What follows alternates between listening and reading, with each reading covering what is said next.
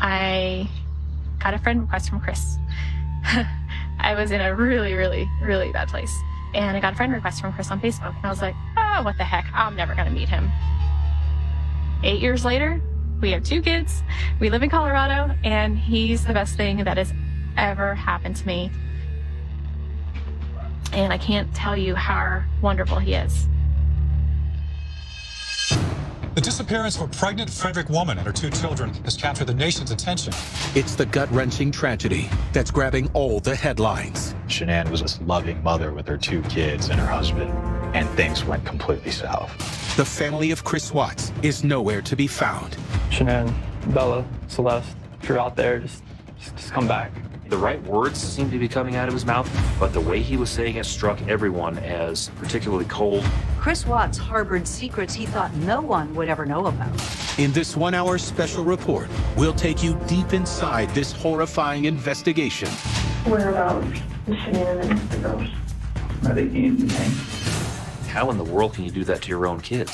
Explore the transformation from family man to monster. And I woke up that morning, it was going to happen, and I had no control of it. This is a dichotomy of personalities here. Who is the real Chris Watts?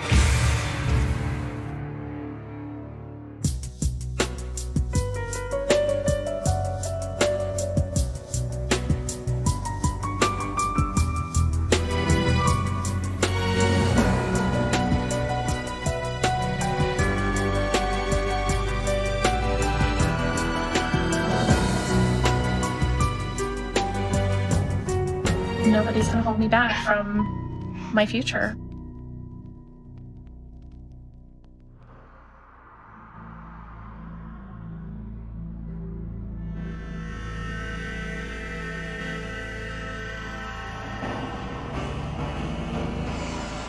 It's Monday morning, August 13th, 2018. Colorado mother Nicole Atkinson is growing increasingly concerned. She's not been able to get in touch with her best friend, 34-year-old Shanann Watts. Nicole was texting, she was calling. She got no response. She thought that was very unusual and odd. She had some immediate concerns that things weren't right. Nicole was a self-described best friend of Shanann. They were co-workers, worked for the same company, sold the same product. By all accounts, they shared pretty much everything in their lives with each other. Just a day earlier, the friends had been in Arizona on a work trip for their direct sales company, Lavelle. Shanann Watts is a very bubbly, outgoing person, but on this particular business trip, her coworkers noticed that she seemed really tired. She didn't want to eat anything. She just seemed to lack her usual energy. Shanann has some serious medical issues. She has lupus. Lupus is a serious autoimmune disease. It can make your entire body, all your joints ache. It just affects every aspect of one's life. But she's also 15 weeks pregnant. Already a mom to 4-year-old Bella and 3-year-old Cece, Shanann and her husband of 6 years, Chris, are expecting a baby boy they have already named Nico. After Shanann and Nicole get back from their work trip, Nicole drops Shanann off at her house about 1:48 a.m. On August 13th. The next morning, Nicole checks on her by text message. She knows that Shanann had been feeling exhausted on that trip, but also knew that she had a prenatal appointment with her doctor that morning. So Nicole checks on her to find out how she's feeling, how the doctor's appointment went, and she doesn't get a response. Nicole Atkinson gets nervous and worried about her friend and goes by the house to check on her and notices that no one's answering the door. Shanann's car is still in the garage and she just can't get in the house. With no sign of Shanann or the girls, Nicole urgently calls Shanann's husband, Chris Watts. Chris worked in the oil field industry. He was a supervisor and typically visited various well sites throughout the day. He told Nicole that Shanann just had gone somewhere with the girls and not to be alarmed. Nicole says, wait a minute, something's very wrong. I think I should call the police. He tells her, just wait, I'll be right home. But Nicole doesn't hesitate. She calls 911 anyway. My name's Nicole, and I'm calling because I'm concerned about a friend of mine. She's not answering the door. She's not responding to text messages, phone calls, and there's no movement in the house whatsoever. At 1:42 p.m., Frederick Police Officer Scott Coonrod meets Nicole and her son at the scene for a wellness check. How you guys doing? Hi. You're Nicole? Yes. Okay. What's going on? So I called, I texted. Her car's in the garage. Her shoes she wears every single day are by the front door. Asking her, it's not a... girls that went on a play date, but they're 4 and 2. She went on a play date. Why would she take a car? They're both in the car. Officer Coonrod from the Frederick Police Department can't just walk up and kick the front door in. So he does the same type of thing that Nicole had done. Shannon, are you home? Police department, if anyone's inside, make yourself known. Officer Coonrod gets no response, obviously doesn't hear any children, and so they wait for Mr. Watts to get home. After 2 p.m., Chris finally arrives at the home to greet Coonrod. Scott, how you doing? How's it going? Right away, they start identifying and finding things that she would have never left the home without them. They find her purse. This is her purse? That's her purse. It's her medication. She takes these, her medication's still in here.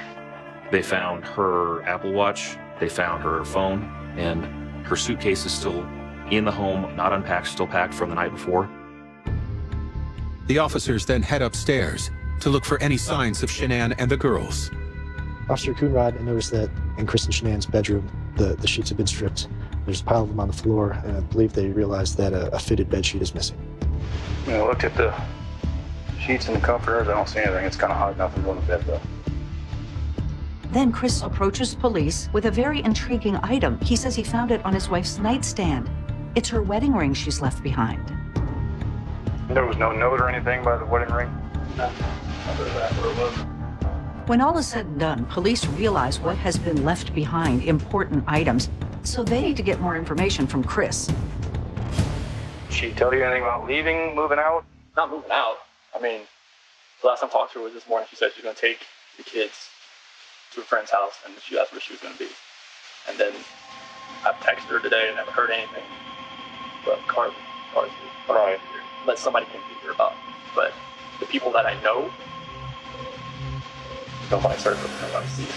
The fact that Shanann had gone completely silent was alarming to everybody. This is completely out of the norm unless something had gone seriously wrong. Officers then press Chris for more details about the origins of his relationship with Shanann. Shanann is the oldest daughter of Frank and Sandy Rusek, and she has a younger brother named Frank Jr. They're a happy family of 4. Shanann is a vibrant, outgoing young woman, but there comes a time when she starts to not feel well. She has debilitating migraines and other health issues. She is diagnosed as having lupus at 26. I felt a lot of discomforts, a lot of aches, a lot of bad moods. And in the part where I gave up on everything, I quit my job of 9 years. I just said, I'm done. I can't do this anymore. And I got a friend request from Chris. Chris Watts is the only son of Cindy and Ronnie Watts, and he has one sister, and both he and Shanann are from small towns in North Carolina. Chris is passionate about cars. In fact, his goal in life is to be part of a NASCAR pit crew. Shanann and Chris had mutual friends, and so this is what spurred him to send this Facebook message. She was a little hesitant to start a new romance. I gave every excuse for him to run. I mean, I gave him an out every single day, but he stuck around. And he stuck around because he was the one for me. And he is amazing. And I can't tell you how wonderful he is. In 2012, the happy couple marries.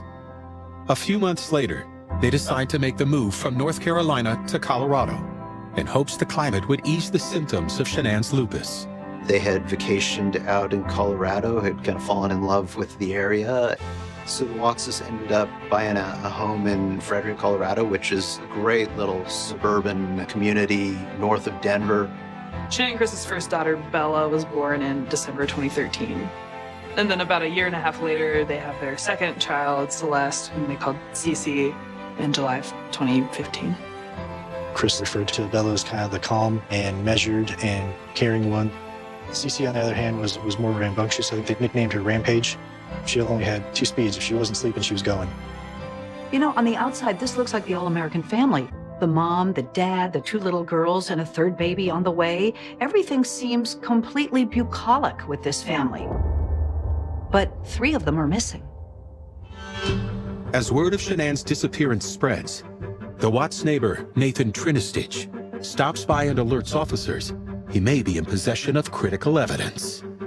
Nate explains that he has household surveillance cameras on the outside of his house that face toward the direction of the Watts home, and they record 24/7. And so the officers, as well as Chris, go over to Nate's house to view the video footage of that morning. Maybe that video will give police some definitive answers about what happened to Shanann and the little girls.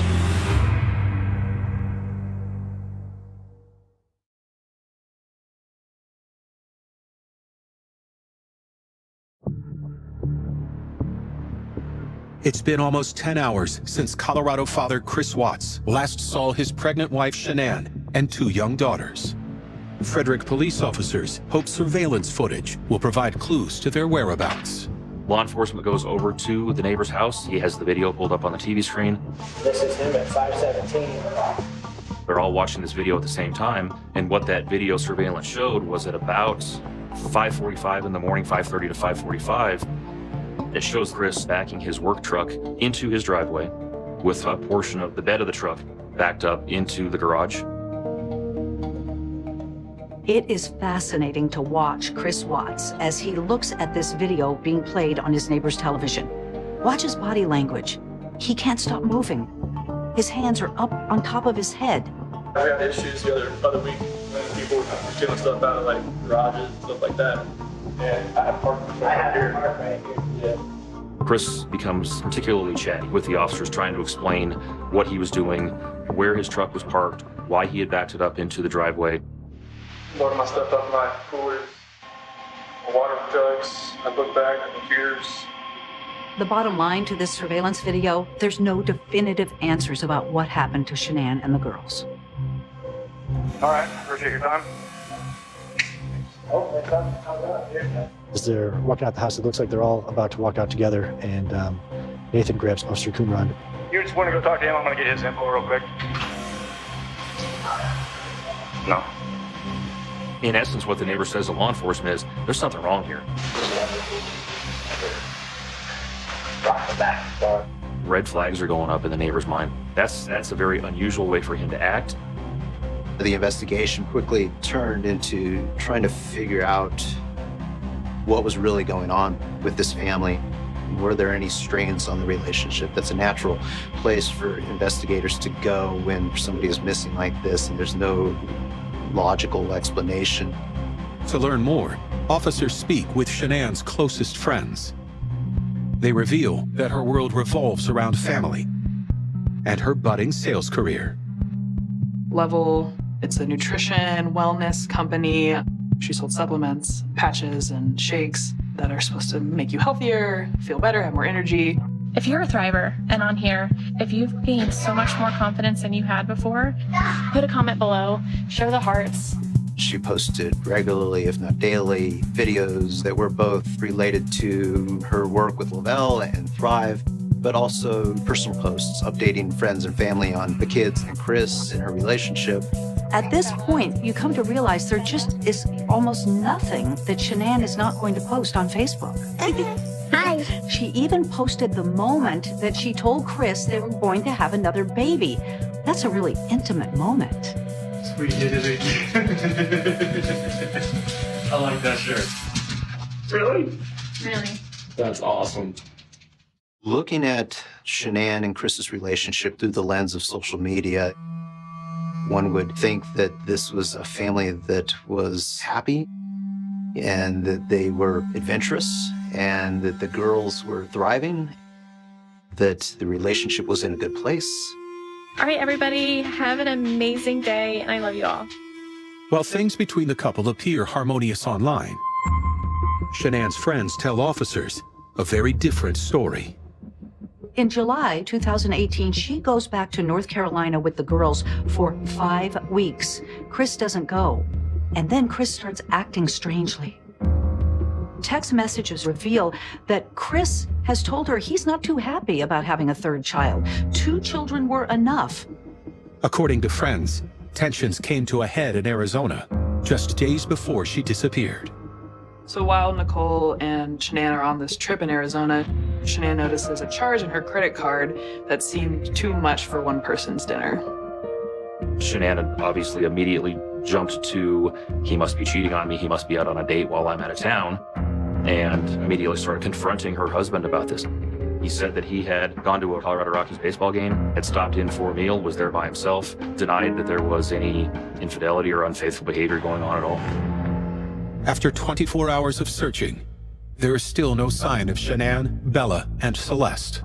We brought in cadaver dogs to start looking for decomposition scent, to start looking for scents of the girls and of Shanann. They start really searching through this house for forensic evidence, and somebody finds in the kitchen trash can a balled-up bed sheet. This is the sheet from the master bedroom. This really made police even more suspicious. And soon, the local media picks up on the story. Tonight, police issued a missing endangered alert for Shanann Watts and her two daughters. Her husband says she's been missing since Monday morning. My name's Thomas Hoppo. I'm a reporter for Denver 7, and I covered the story since day one. So when we got to Frederick, Chris Watts was on the front porch, but I was supposed to only speak with his friend, Nick. Nick told me, well, Chris is here. He's willing to do an interview with you. Do you think she just took off? Do you think? I mean, right now, I don't even want to just, throw anything out there. I hope that she's somewhere safe right now and with the kids. At some point, I had to ask, were you involved somehow without asking that directly? And so the question that I came up with as I'm doing this interview was, did you guys get into an argument? And he actually answered the question, which was fairly shocking. It wasn't like an argument. We had an emotional conversation, but I'll leave it at that. And immediately afterwards, looks into the camera and asks for them to come home. Shanann, Bella, Celeste, if you're out there, just come back. If somebody has her, just please bring her back. I need to see everybody. I need to see everybody again. This house is not complete without anybody here. As a journalist, we can only report the facts. We don't speculate. But after we did that interview, me and my photographer were a little weirded out. The right words seemed to be coming out of his mouth. He seemed to be saying the right things, but the way he was saying it, I think, struck everyone as particularly cold, particularly emotionless. Chris Watts is all over television begging for his family's safe return, but there's someone watching that's going to turn this case on its head.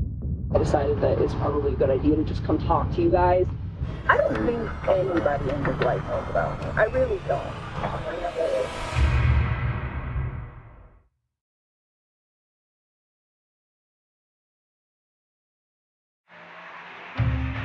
The disappearance of a pregnant Frederick woman and her two children has captured the nation's attention.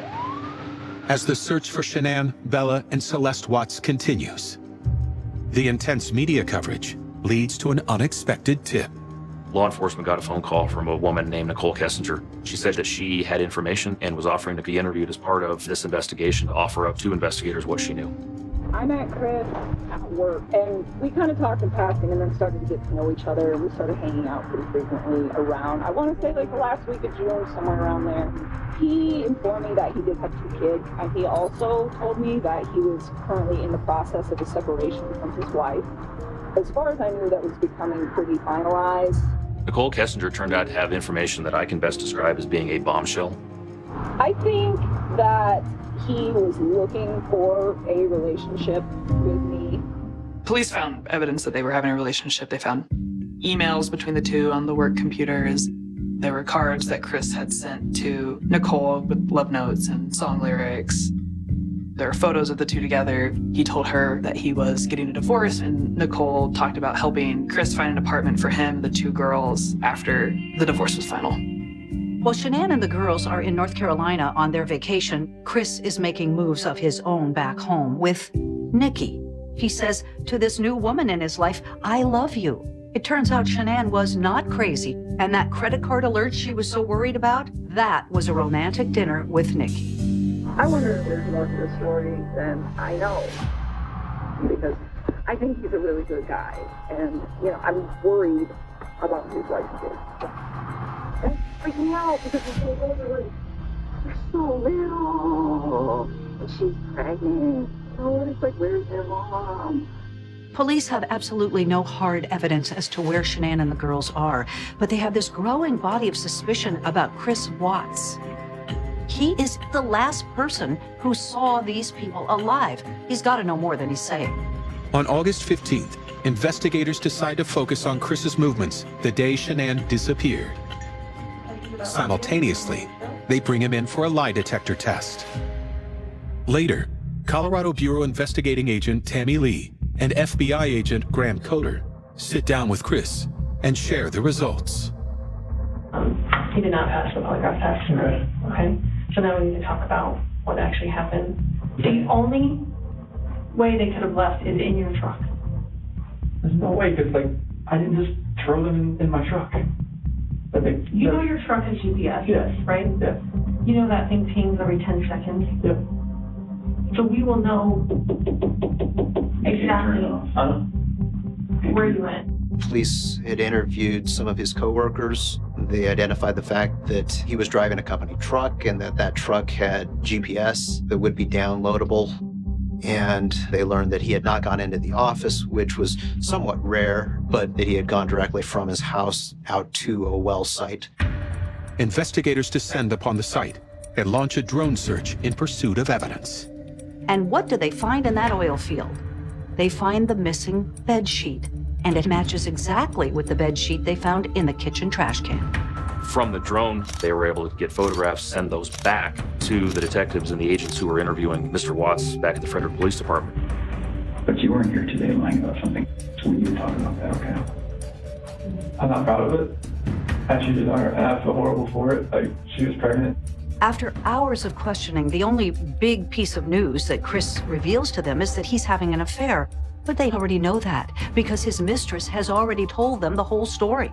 But to agents, they know he's starting to crack. And you have not shed one tear in 2 days that you've been here. No. Not one.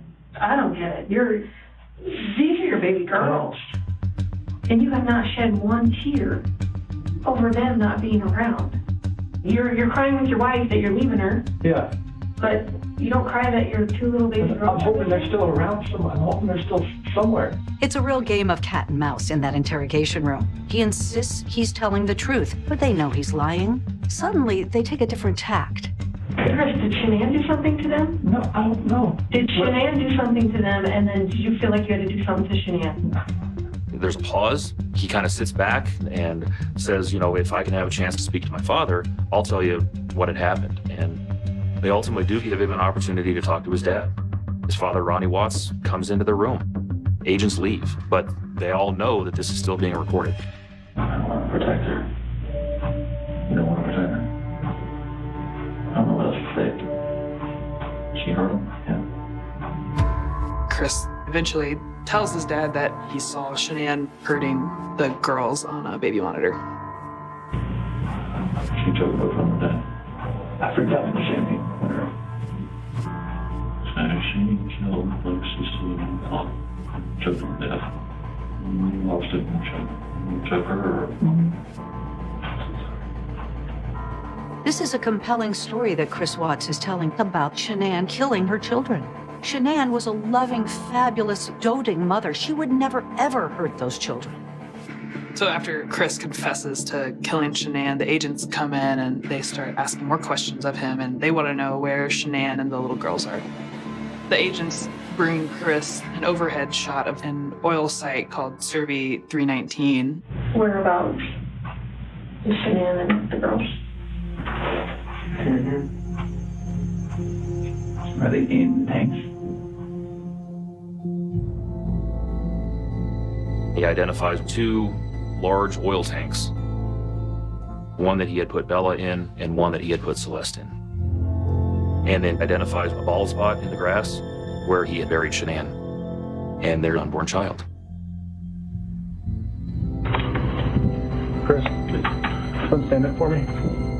At 11:30 p.m. on August 15th, Watts is arrested on suspicion of 3 counts of first-degree murder. He's arrested right on the spot. You know, a day before pleading for his kids and wife to come home, and the next admitting to killing his wife.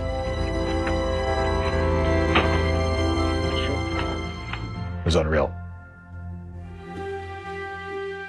The next day, a team is sent to the oil site to recover the bodies. Shanann is discovered first, buried in a shallow grave. Then, the gruesome recovery efforts begin to retrieve the bodies of Bella and Celeste. This is a hazardous recovery effort. Obviously, it's horrifying in its graphic nature and in its detail. We have to have crime scene personnel basically reaching in and climbing into these tanks to recover these two little girl bodies. From a basic human reaction, how in the world can you do that to your own kids? That turned out to be quite an undertaking, and a lot of different folks had to be involved in that, and I don't know that any of them will ever be the same. Soon, word of Chris Watts' stunning arrest becomes national news. The man who police say killed his wife and two young daughters, now telling investigators his wife actually took the lives of their children. People all across the United States were fixated on this story. A man begging for the return of his children. Turns out he killed his wife and buried all their bodies out in an oil field. This is a dichotomy of personalities here. Who is the real Chris Watts? I trusted you to take care of them, not kill them. You disgust me.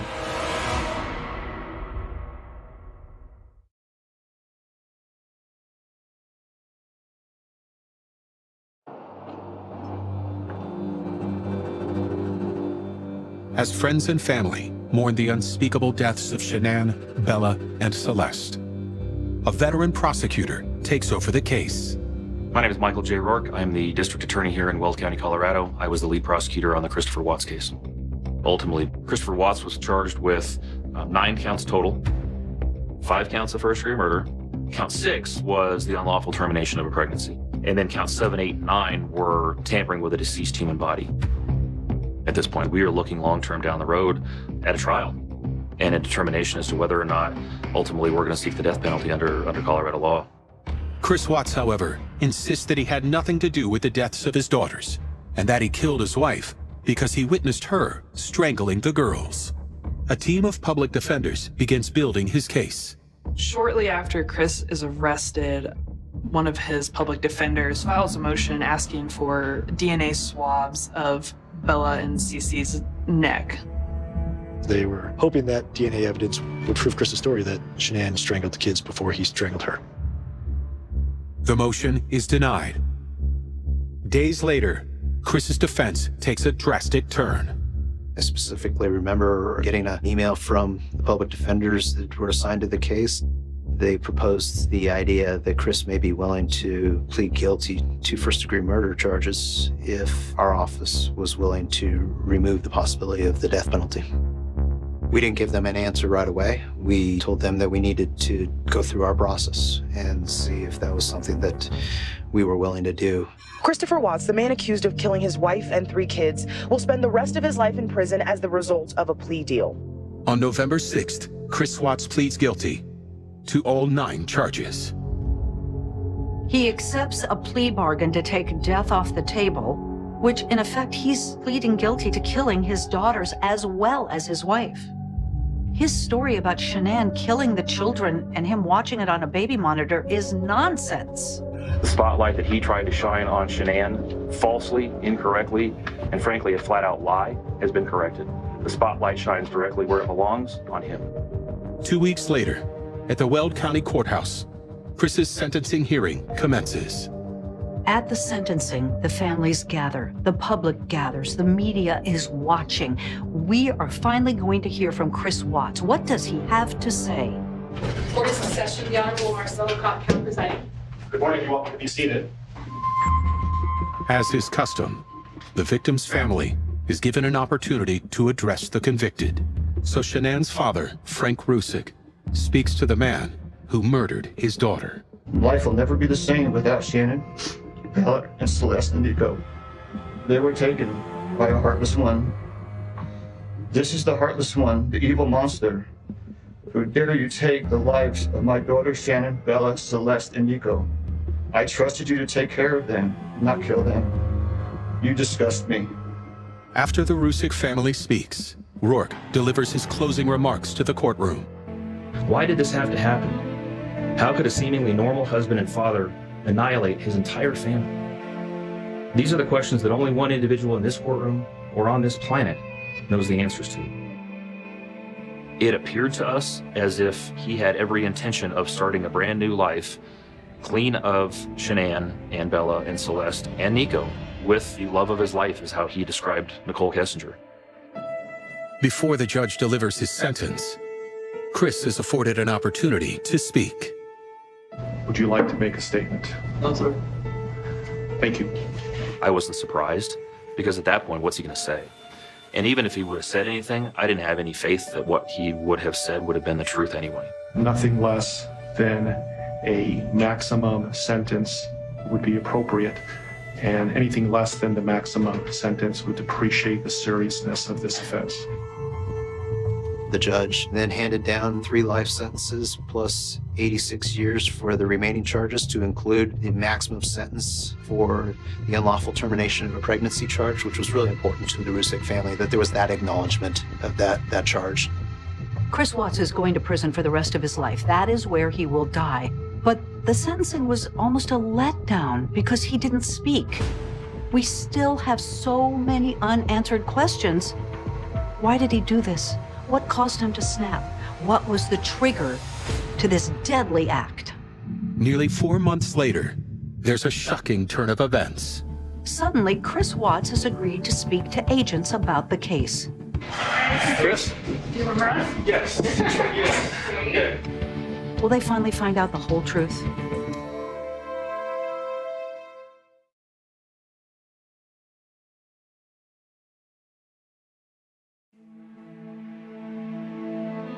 Four months after Chris Watts is convicted of killing his pregnant wife and 2 daughters, the same agents that interrogated Chris back in August, Graham Coder and Tammy Lee, travel to the Dodge Correctional Institution in hopes of finally getting a true confession. The last time these agents questioned Chris Watts, they never found out, why did Chris Watts do what he did? What happened to those little girls exactly?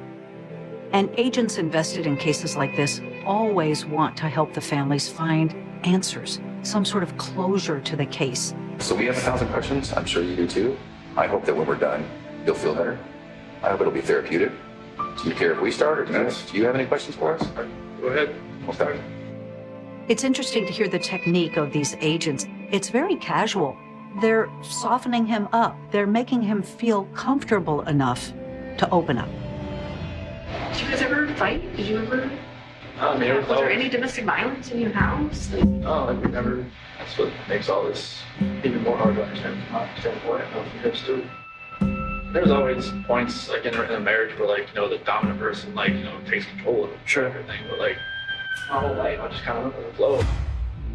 You just don't seem like you want to be in those videos. No. I feel like you're forced to be in those videos, and correct me if I'm wrong, but Yeah, I hated being. I did it because for her, because it was for her business and stuff. I hated just being out for everybody to see.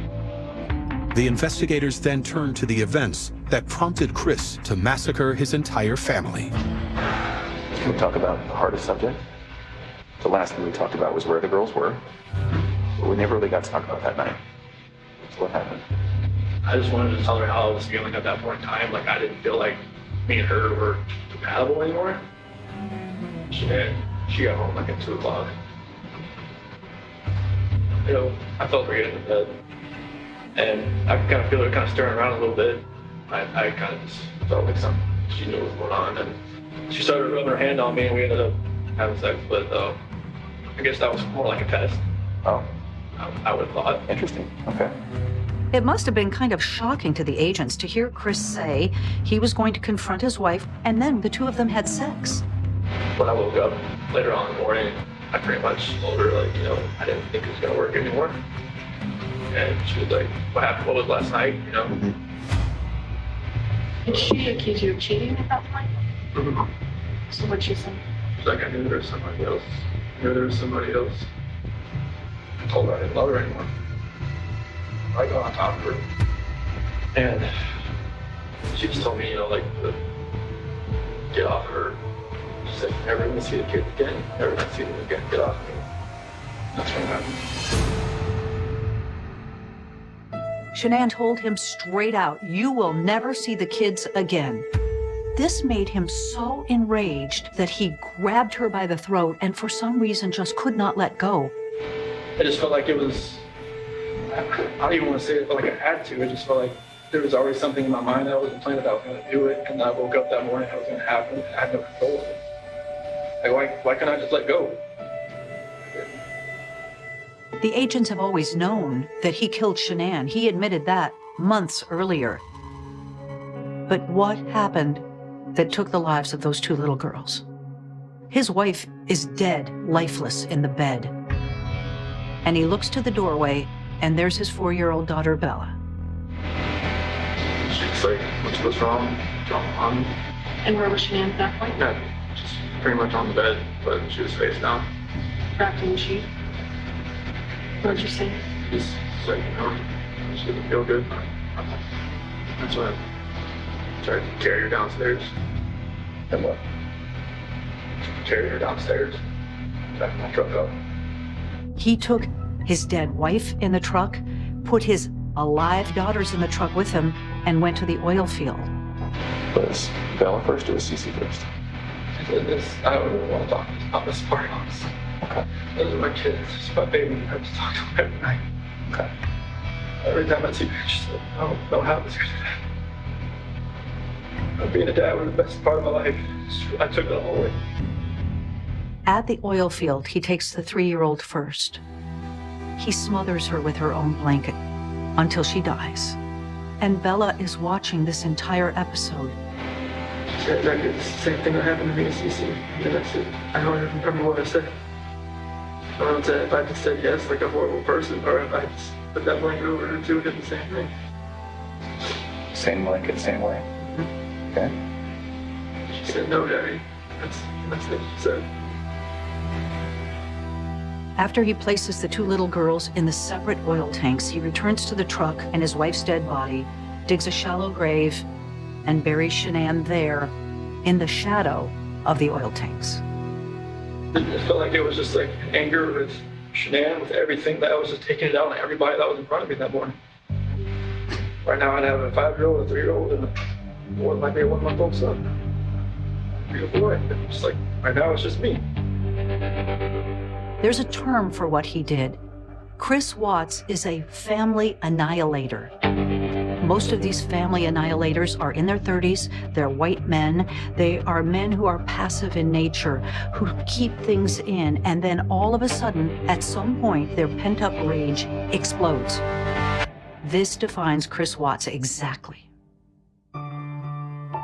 What made everybody connect with Shanann was that she put her whole life out there with her kids. They saw this loving mother with her 2 kids and her husband, and things went completely south. You know, don't believe what you see on social media. Somebody might appear to be happy and perfect family online, but you never know what's really going on. I will continue fighting for my children, for my husband, for myself. And nobody's going to hold me back from my future. I'll never forget this one. I'll tell you that. I never thought that I would have to deal with such horror, and I've seen a lot of bad things in 22 years of being a prosecutor. None of this had to happen. He wanted to start fresh and start a new life with his girlfriend. Get a divorce. You don't have to annihilate your family. I think that they should be remembered for the smiles that they did bring to their families. Shanann, Bella, and Celeste should always be remembered as truly innocent victims.